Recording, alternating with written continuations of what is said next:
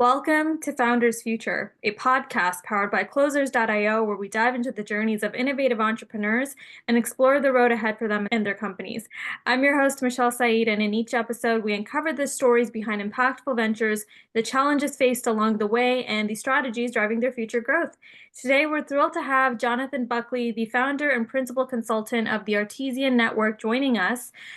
Jonathan has built a consultancy that transforms early to mid-stage B2B startups in enterprise data and security through branding, marketing, and customer success. We'll explore his founding story, how the Artesian Network is empowering B2B tech, and his vision for navigating the evolving SaaS landscape. So let's dive in. Jonathan, welcome to Founders Future. Good morning. Thank you for having me. I appreciate that. Absolutely. So to kick things off for our listeners, take us back to the beginning. What specific problem within the B2B marketing or tech landscape, perhaps around branding or go-to-market challenges for startups, inspired you to start the company? Sure. I'd like to set a little context. For years, I was a CMO or a VP of marketing for companies, public and private, in the greater tech landscape in Silicon Valley. I was 32 years in San Francisco. And around 2008, it was part out of necessity because the market had such a great downturn and seeing a gap in the market for servicing particularly early stage companies in their arguably most tender part of their life cycle. They were having a hard time in attracting senior experienced people to that early stage until they get a repeatable, predictable model and de-risk the business. It's hard to get more senior talent to address the time in the life cycle that really needs that experience. And so I formed a collective of people I thought represented the best in talent in B2B marketing. And we started small and again, focused on early stage. Now, typically, let me define what early stage is. There's evidence of product market fit, and sometimes we assist in validating that empirically. But most often, these are Series A, B, and C companies, a broad variety of subverticals in tech. So yes, we got our start in data, networking. We got into big data in a big way, but also cybersecurity. We even went on to assist with a company, for instance, Matterport is representative of that made 3D camera, a 3D camera platform that first penetrated the virtual home tour market, but we assisted in bringing it to other verticals like insurance and construction and that sort of thing. They've since gone on and was one of our clients that went public. And what we bring to the table is I step in as the fractional CMO for the company, and I have a team of people behind me. We've worked together for the better part of the last 10 years, so it's very trustful, moves with speed. There's very few gaps. There's very little learning curve. And we assist, perhaps the company hasn't addressed branding yet, but branding, absolutely messaging and positioning, and then on to content generation systems like MarTech, sales tech systems, selection and implementation, and then naturally the demand gen process. What we brought to these early stage companies is loosely following the lean startup strategy. If anyone's read Lean Startup, it's a great framework, which is to say we use a set of experiments before going wholeheartedly into a particular strategy or tactic in the market, and prove it out empirically before getting the ROI, before we invest more heavily into it. So what the startups get out of this is experienced talent brought to the most tender stage. Oftentimes, it's far less costly in cash flow burn. Sometimes we participate in equity, not necessarily, but so they get a full team that's operable from day one rather than spending 3 months trying to get a marketing lead and then another 3 months assembling a team. We're ready in week one to start. Love that. Yeah. From what it sounds, you're really offering a lot of different ways for companies to really establish those fundamentals before they can even start to scale. And that's so essential at the early stage. I think from observation, A lot of early stage companies, pre-seed even, they don't have their branding and their messaging aligned with their audience and the product.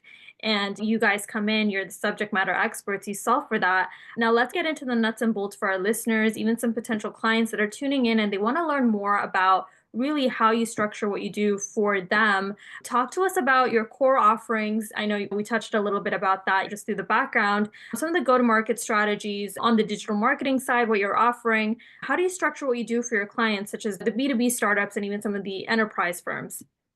Sure, absolutely. A typical approach to an early stage company would be month one or month two in the contract. There may be some backlogged items that need to be addressed with haste. And so there's usually month one or month two, there's a bulge in the contract. Say $20,000 to $30,000 in work. Maybe it's refining a website, it's getting the messaging and positioning down. And then we have a runtime contract after that, which is established as a fixed fee per month where we guarantee a certain level of effort at minimum that's brought to the table.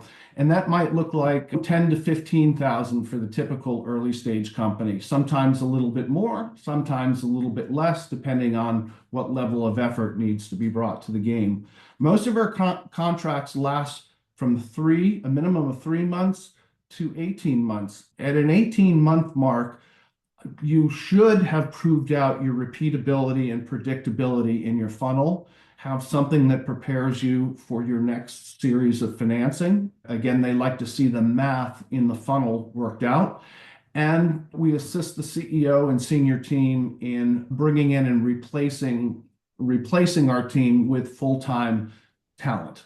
So we may help with pitch books, refining pitch books, again, its own messaging and positioning to investors, and then work ourselves out of the project. Again, our interest is in addressing the early stage. So most people are familiar with the statistic that really only 1 in 10 of these companies end up making it to scale. And our track record is a little over 50% of our client base has gone on to attain an IPO or a strategic acquisition. So a very good exit. Yeah, it's incredible. Building on your growth, I'd love to hear more about the way in which you're also acquiring some of your customers for their success. Which channels, whether it is LinkedIn, your own Silicon Valley network as well, some of the thought leadership you're doing on LinkedIn, what's been the most effective for landing clients for services? Sure. In the early days, absolutely, it was a referral business. And, in the startup landscape, people's tenure, maybe two years, it's quite frequent to see a 2-year CRO. A lot of the CEOs that we've served have been serial entrepreneurs. So they've gone on to a new venture and pulled this in. Also, the CROs or VPs of sales, moving companies have brought us. In recent days, where we've had the most luck, we do this for our clients as well, is a LinkedIn automation process where through each LinkedIn profile that we leverage, we can reach about 800 exact targets per month. So we're currently using just one profile and segmented our outreach to venture capitalists that might have portfolio companies that need assistance and they want to see their capital used efficiently. And then a second bucket divided between CEOs and founders, or at least it indicates in their LinkedIn profile. So it's a game of stats. We've broken out of just Silicon Valley-based companies using this process. For instance, we have a new client in Scottsdale, Arizona, another one in New Jersey, Miami. We focus on the US, though we have served in Europe and various places in Europe and the Middle East in our work. But primarily, we focus on the States. Great. Yeah, from what it sounds like, you've diversified a lot of your outreach and ways to connect and get eyes essentially on everything that you're doing, which is amazing. Would love to learn more about your approach to sales when it comes to really converting some of the leads and opportunities that come through into actual long-term clients and even partnerships. Are you doing this on your own as being the only person involved in those conversations, or do you have a small team that's also involved in the process? Yes, I tend to lead that process, that strategy setup early on, and I pull in a really senior product marketing expert on my team to participate in that. And we set up rules of engagement with sales together as a partnered process. And usually in the marketing automation system, we build a statistical model where we do lead scoring. And this is not atypical. That's the proper use of a marketing automation system. It's important for early stage companies to know that their number one thing to do out of the gate is to build trust. So in B2B, typically there are 6 to 7 constituents in the buying process on the other side. We develop messaging that reaches out to the different personas involved in the buying process. And again, we test this to make sure it's validated. And we begin a content sort of nurturing process through the sales funnels we build, top of funnel, middle of funnel, and then close. And we measure it very carefully and make iterations as needed. So with sales, usually they're starting with maybe 1 or 2 SDRs. The traditional way of doing it is the dial and smile. We typically use digital means. They may be targeted ads on various social networks, email, and most recently we've brought in LinkedIn automation. And as these touches with the 6 to 7 in these targeted accounts are touched, we score their interaction and engagement with what we send them, what we broadcast.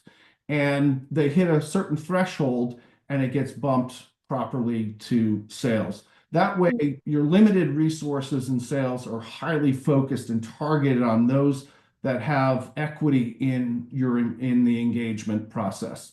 And that way it's not scattershot. It's delivered with the probability of some ROI in the funnel process. Yeah, absolutely. And that's one of the things I think that's probably overlooked for other companies as well, is that it's almost as if they have one strategy to approach their audience, but you have to understand the level of awareness that your audience has about what you do. Are they aware about their own problems, their own challenges? Are they solution aware about what you offer? And then tailoring the outreach on the sales side so that you can exactly fit into where they're at in that funnel essentially. Now, from what it sounds like, this growth has been super impressive. A lot of your successes, like Boyle's acquisition, has been one of those remarkable achievements for you. If you can share with some of the listeners, if there is like a bottleneck that stands out right now within the Artesian network, what would it be? Is it attracting even sometimes like the right types of leads, scaling on the delivery and fulfillment side? What are you focused on solving right now to keep this momentum going? Well, over the past decade, I would say the number one impedance problem is sometimes you're working with senior sales leads that are accustomed to a process, and those processes are become less and less relevant over time. For instance, the dial and smile model. It's very hard to find instances where that has an acceptable ROI early on. Really, the digital touch, building trust, scoring, and then elevating that to sales at the appropriate time is a process change. Many companies, of course, have moved to that, but we found that change management process early on and trust in data has been the number one challenge. We see that less and less moving forward. People are becoming data savvy. They've been forced into it. And this fights the propensity when early stage founders build their models based on capacity. They jump to an assumption that salesperson A will have a territory and a $1 million quota for the year. Salesperson B is assigned to another territory, et cetera. We break that model down and we suggest bringing in a sales leader and just a very limited number of sales staff to begin. This conserves capital, again, uses it prudently until we show a threshold of ROI where it makes sense to burn more capital, perhaps raise more capital and burn it, but into a funnel model that is proven. So you can put $1 up top and, I don't know, say $5 out the bottom. Yeah, no, absolutely. Right now, from what it sounds like, it's really all about conservation and really making sure that on the marketing and on the sales side, you're not being excessive. You're not starting to create systems and scale as soon as it's essentially that there is like that proven method. With everything you've accomplished and really all of this hyper growth, what's top of mind right now for growing the Artesian network over the next 6 to 12 months? What does that runway look like for you exactly? Yeah, sure. Very recently, we had almost a restart. Just know that after 32 years in San Francisco, I made a jump to Europe in support of my wife, who landed an executive job there. I found it very hard to break into the early stage company market in London. Actually, more resistance than I thought. Fees are a lot lower. There's trust with Yankees. Whatever the reason. Anyway, when I returned a couple of years ago, we restarted beyond a basic level of servicing companies and now have grown to a reasonable client base. And I'm adding to the team constantly. In this next week, we're adding a new social manager, HubSpot administrator, for instance. Really, with our new LinkedIn automation process, finding new leads is I'm no longer dependent on referrals. Referrals are nice, they do come in, but it takes out the peaks and valleys in attracting clients. You start have just like they should be doing in the early stage companies. I have 10 meetings a week, one or two turn into something in the funnel. So I'm managing Artesian Network just like I would advise managing any early stage company that we service. Absolutely. And you can share your own case study as well with them as well and show them exactly what's worked as you're utilizing those methodologies internally, right? And from what it sounds like, that helps with the predictability and really the sustainability and revenue as well, because it's not just you looking out into your network, seeing who's out there, or just dependent on one way, which is the referral side. LinkedIn being so powerful now with really connecting and reaching out to your audience. They can see in real time what exactly you're producing. I love really like this conversation and your passion for scaling B2B tech. If you had a genie in the room and like all of a sudden you rub the lamp and there's all these unlimited resources, what would you implement immediately to accelerate the growth of the Artesian network today? Well, I would, based on our different tested methods, bringing in another 1 to 2 profiles in LinkedIn. And again, target the connecting to the right personas in our spaces of expertise. And again, I mentioned VCs as a persona with portfolio companies in the space, and then separately founders and CEOs that may be struggling early on with whether it's cost or bringing in the expertise level that they need. So I would scale in that direction for my own business personally. Yeah, absolutely. It goes back to really on the acquisition side. How do you make that as robust and automated as possible? Now, one more question as we're in the lightning round. How do you see the B2B marketing and the SaaS consulting industry evolving in the coming years, especially with your focus on AI and data-driven strategies? How is the Artesian network positioning itself for that type of future? In-house, like so many companies should be doing, we're leveraging, in our case, 14 different AI-driven tools. And so we're getting leverage, in some cases, a 5 to 1 leverage. Everyone uses AI these days for content, but we have certain agents that are designed for value claims analysis across companies that help instruct us how to position the messaging and positioning of the company.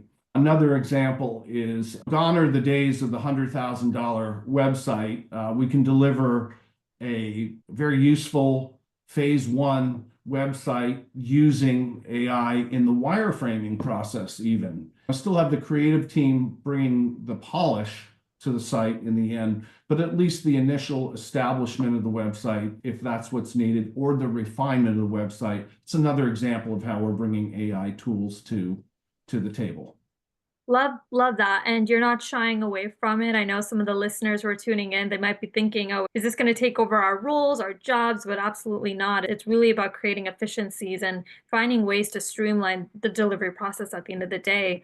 Now, I also have another last question. What advice would you give to founders that are just starting out, especially those that are launching B2B ventures for the first time in competitive spaces like enterprise tech? Yeah, absolutely. So many of our founders are engineers that made a pretty neat invention and they want to bring it to market. And they're not necessarily exposed to the art and science of marketing on the other side. They're accustomed to the concept of going through beta process to establish an MVP to launch a minimal viable product. I urge them to consider the sales and marketing process as going through the MVP process in parallel with the beta or even early launch process. You need to establish an MVP so you have a viable statistical model for acquiring and landing new customers from end to end. And that includes looking at the customer journey after they're landed and optimizing that because customer marketing is important. So to take that MVP mindset and apply it to the sales and marketing systems as well. So you run them in parallel. You can have all the AI tools in the world to give you direction, but it still takes someone to do the prompt engineering that's experienced in these patterns that emerge for early stage companies. And you have to understand, are you disrupting a market? Are you coming in with a less costly commoditized product? But understand where your role is in the market and then direct your efforts accordingly. There are different strategies for different market entrants. Yeah, absolutely. And it's really those refinements that can, and building those foundations are going to allow those companies to scale, right, in a way that makes sense. And it's not them scrambling later on as well, finding those tools to really get to the next level. On that note, that wraps up another inspiring episode of Founders Future. Jonathan, thank you so much for sharing your incredible journey with us today. Really, a lot of your Silicon Valley ventures like global data storage and founding the Artesian Network, you're empowering a lot of B2B startups with like transformative branding and marketing, which is an absolute necessity in the startup space. So to our listeners, if you enjoyed this episode, don't forget to subscribe to Founders Future wherever you listen to your favorite podcasts. You can also find some more resources and insights at closers.io, where we're dedicated to helping businesses accelerate their growth through trained appointment setters and world-class sales systems. Until then, keep climbing, and we'll see you all on the next one.